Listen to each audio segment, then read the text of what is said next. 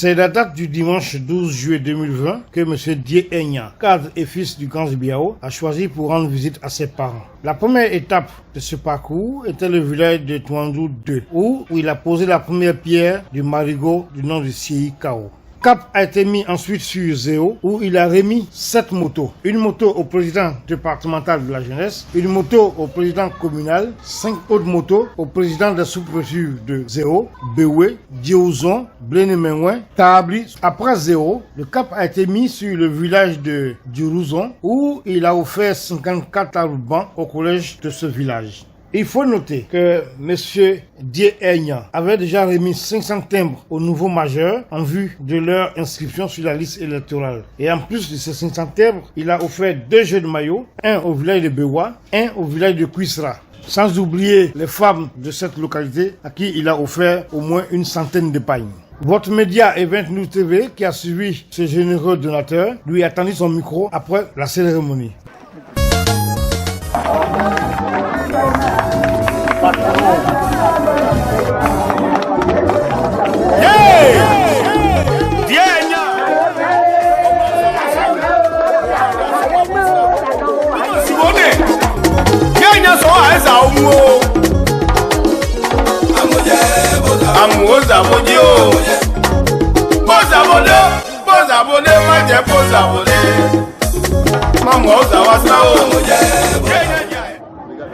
Bonjour, le chef. Oui. Présentez-vous à nos téléspectateurs. Moi, je suis Kéla Dima Lucien. Je suis le secrétaire du chef du village de Douandrou 2. Monsieur Enya est venu pour poser une première pierre pour les travaux de votre marigot. C'est ça. Alors, quel est votre sentiment? Je suis très content de son arrivée dans mon village. Je suis très content du projet qu'il a octroyé à mon village. Je suis très content, très ému. J'embrasse ce projet. Voilà. Cette rivière, elle a une histoire? Oui, elle a une histoire. D'abord, elle est créée en 1984 par le canal de nos parents qui sont allés à une formation à Zélé. À Zélé, une formation chrétienne. Donc là-bas, ils ont demandé les projets de chaque village. Et chaque village a donné son projet. C'est ainsi que nos parents d'ici ont choisi la construction de ce marigot qu'on appelle Siei Kao. Donc Siei Kao fut un petit marigot. Et c'est une vieille femme qui habitait juste à côté du marigot. Et c'est le nom de cette vieille-là qu'on a donné au marigot, comme nous avons dit, qui s'appelle Siei. Donc Siei, c'est le nom de la femme, et Kao, c'est le marigot. Donc Siei Kao. Merci beaucoup.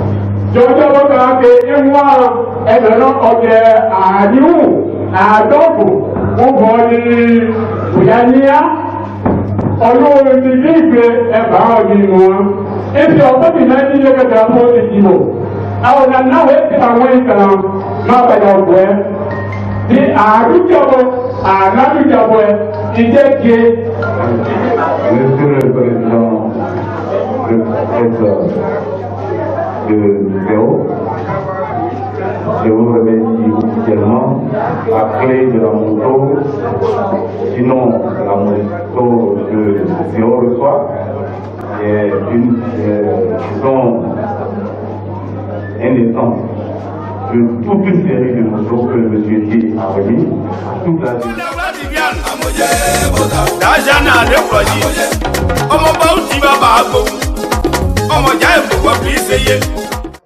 Je suis en train de penser qu'il y a des gens qui sont vraiment au service de leur population, qui veulent le développement de leur population. C'est déjà bon parce que dans la mesure où nous, en tant que président, nous avons besoin de moyens de transport. Le plus souvent, ça pose un problème, mais aujourd'hui, nous avons eu, ce problème est réglé, c'est vraiment une satisfaction. Je suis vraiment très ému parce que nous, jeunesse départementale de Bangolo, nous sommes ouverts à tous nos aînés qui veulent bien aider la jeunesse pour le développement et pour la cohésion sociale. Nos bras sont ouverts à tous ces aînés et dans ce lot, voici M. Dienya qui vient honorer de cet engagement en honorant ce soir en me donnant une moto d'une valeur de 600 000. Je suis très content et je souhaite que son œuvre-là vraiment soit louable dans tout le département de Bangolo. En tout cas, je suis très fier, très content. Aujourd'hui, un homme digne comme Dieu Enya, qui a pensé aujourd'hui à la jeunesse, pour la première fois dans le département de Bangolo, un homme qui a pensé à la jeunesse, vraiment toute la jeunesse aujourd'hui, très contente. Je remercie M. Dié Enya qui a pensé beaucoup à nous. Pendant cette période, nous ne voyons personne, mais ce monsieur digne, valable qui a pensé à nous, nous sommes très fiers. Nous jeunes, la sous-préfecture de Bébé, nous sommes très fiers. Très ému, je suis très ému. Je suis très ému parce que c'est ce monsieur qui a pensé aujourd'hui à la jeunesse pour la première fois dans la sous-préfecture des eaux et surtout plutôt le Grand Zidiabo. Un geste honorable, un geste appréciable, à tel point que nous ne l'oublierons jamais. Vraiment, je ne sais pas comment il faut le remercier. Je suis très content et je lui dis un grand merci. Merci pour tout ce qu'il a fait pour la jeunesse des Grands Zidiao. Que Dieu lui bénisse. C'est un sentiment de joie qui m'anime. Voilà, un sentiment de joie qui m'anime en tant que leader de jeunesse. De recevoir une moto aujourd'hui de la part de M. Dienya, un cadre du département de Bangolo.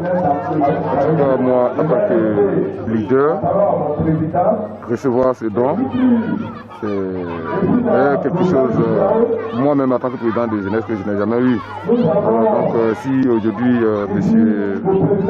Dienya le fait, c'est ce qu'on attendait de tous les cas de Bangolo.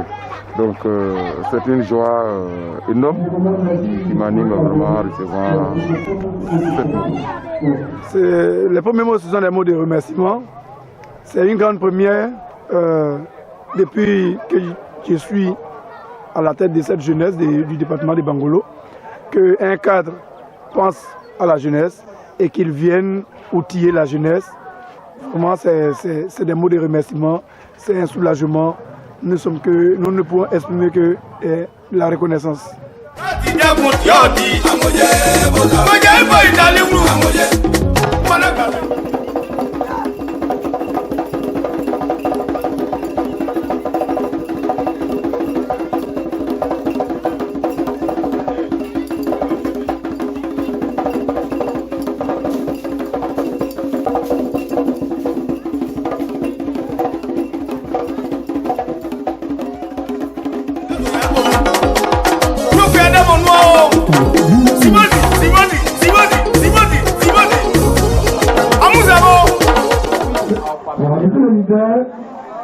Je voudrais vous remercier.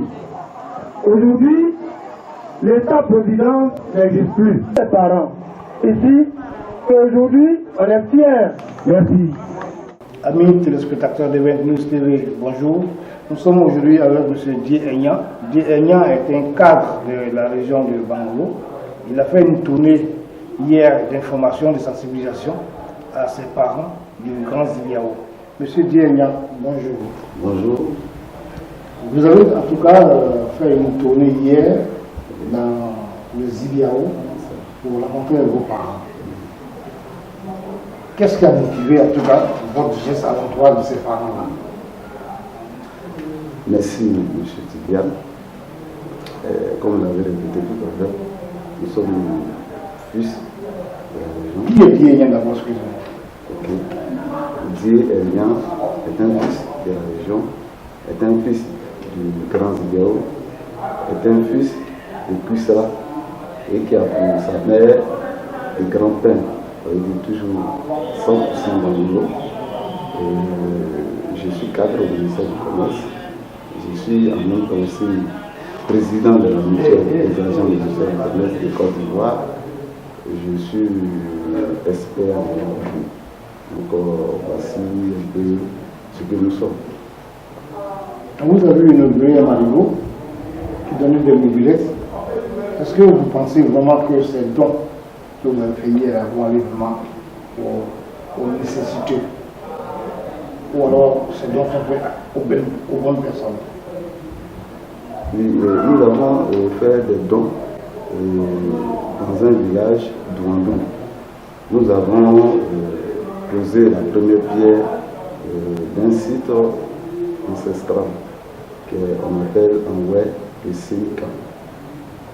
Ce site-là a été fait par des Européens en son temps, en 1984. Et il est tombé en ruine.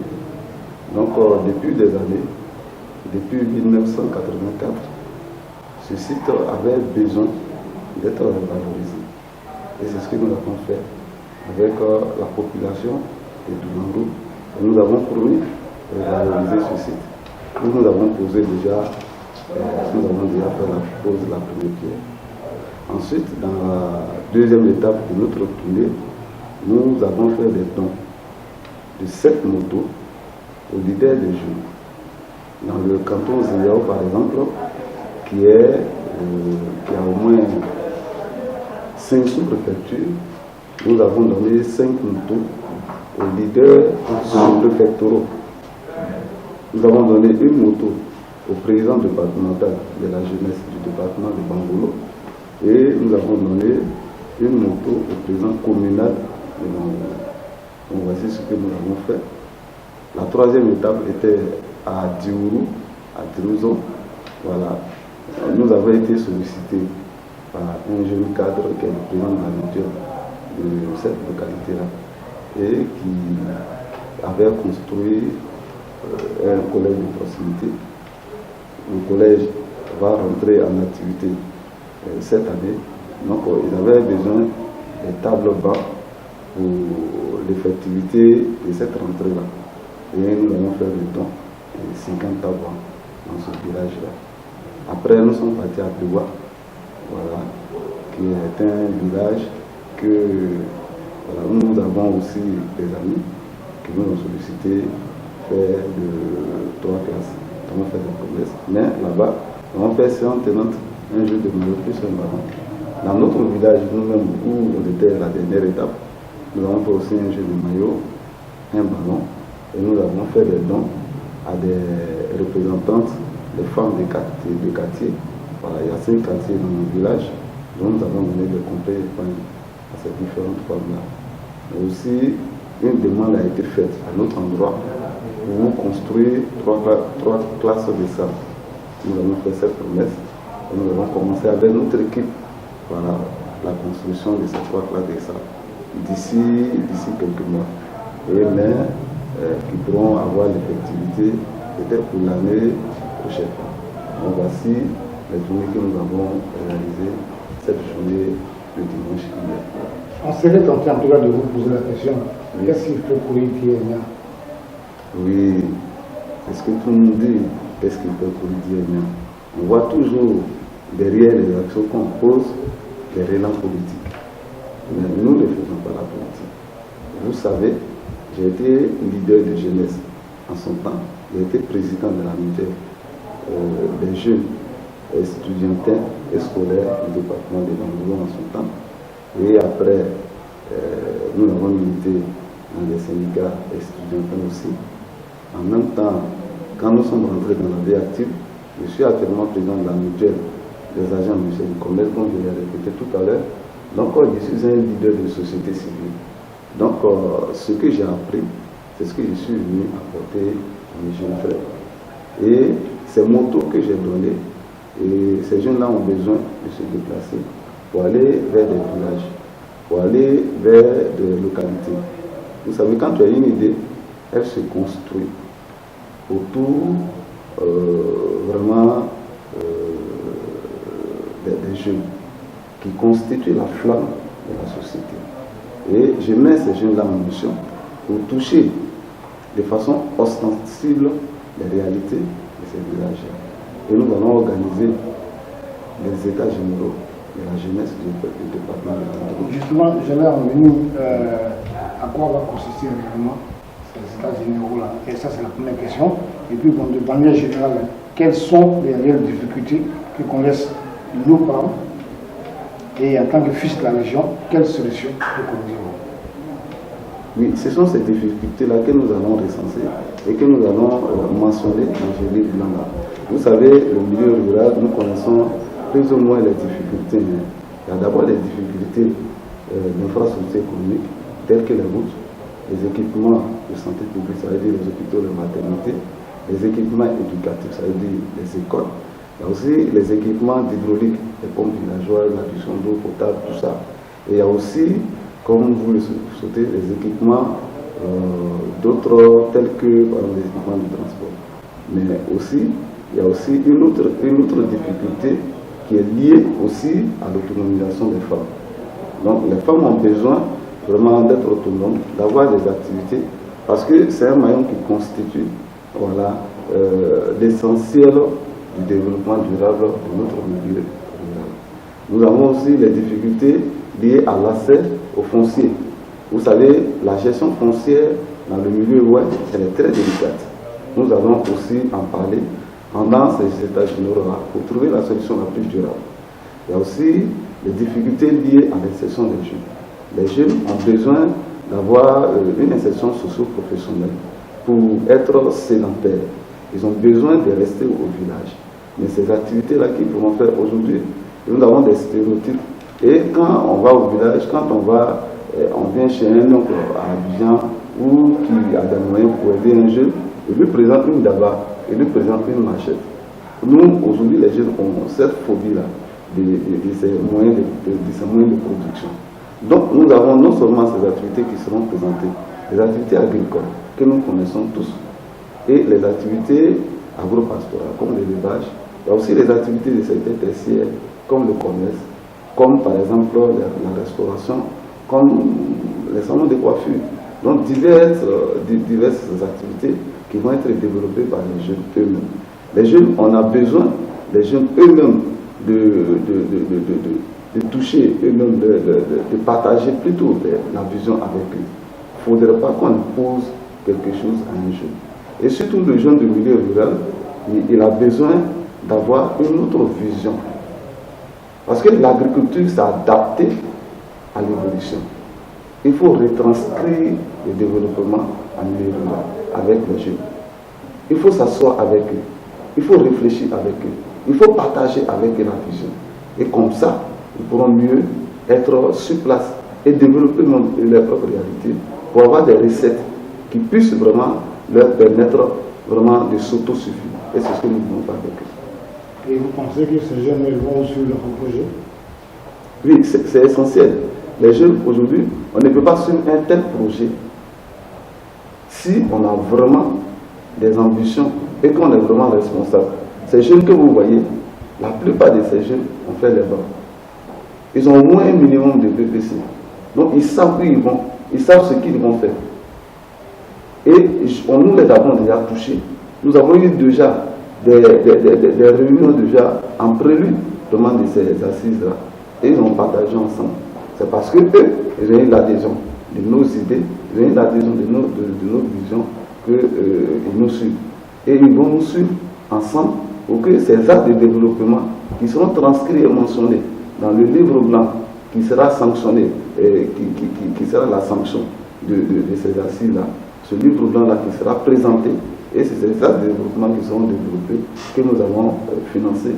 Non, ce n'est pas nous qui allons les financer, forcément. Nous pouvons avoir des investisseurs. Nous pouvons présenter ce document au conseil régional. Nous pouvons présenter ce document, comme aussi votre télévision. Vous savez, vous êtes un grand journaliste, des grands renommés. Et aujourd'hui, ils sont en train de nous regarder. La diaspora est en train de nous regarder pour vraiment partager ces idées avec nous. Et pour développer notre région, pour développer Bangoulou, pour développer le Grand Biao. Et c'est ce que nous voulons faire. Vous avez donné, après la dernière question, vous avez donné tout à l'heure un chapelet de dons que vous avez fait, les actions que vous avez portées. Quelles sont les actions futures? Mais les actions futures que VIA va poser au niveau des IDIAO. Les actions futures que nous avons posées. D'abord, en faveur du développement. Oui, en faveur du développement, bien entendu. Voilà. Je pense que de façon imminente, d'abord il y a les états généraux. Après, j'ai fait une promesse à la jeunesse. J'ai dit que dans nous, les infrastructures économiques concernant par exemple les routes aujourd'hui sont mauvaises. Nous avons besoin, si on nous aide, vraiment de faire le reprofilage et de désemployer nos parents. Mais ici, c'est pas le rôle du conseil régional, ça? Non, c'est le rôle du conseil régional. Nous facilitons le travail au conseil régional. Nous présentons les activités au conseil général, quitte à lui de les financer, quitte à aussi à la diaspora de les financer, quitte à aussi celui qui nous entend et qui nous regarde aussi de les financer. Nous faisons le travail du conseil régional. Nous aidons le conseil régional à développer le département de Bangoulou. Donc c'est ce que nous faisons. Donc vous voyez que nous avons promis alors à la jeunesse de leur faire des permis de conduire. Donc nous allons commencer pour le projet pilote, nous allons commencer par le Grand Biao. Dans le Grand Biao, nous avons 34 ou 36 villages dans le Grand Biao. Un jeune sortira de chaque localité villageoise pour passer un permis. Donc nous allons donner un permis par village. Voici les actions que nous allons poser après les états généraux, ou bien avant les états généraux que nous allons faire déjà. Nous étudions tous ces aspects avec la jeunesse. Nous avons aussi d'autres actions, comme je vous ai dit tout à l'heure, je suis expert en immobilier. Nous avons aussi l'extension de nos villages à faire en lotissement. Nous allons discuter avec la diaspora bangoloise pour faire, comme nous avons ça, c'est nos propres projets, pour avoir vraiment un grand projet immobilier à Bangoulou que nous allons développer à la diaspora avec tout le monde, pour donner aussi une image beaucoup plus rayonnante à Bangoulou. Parce que Bangoulou a besoin de ça.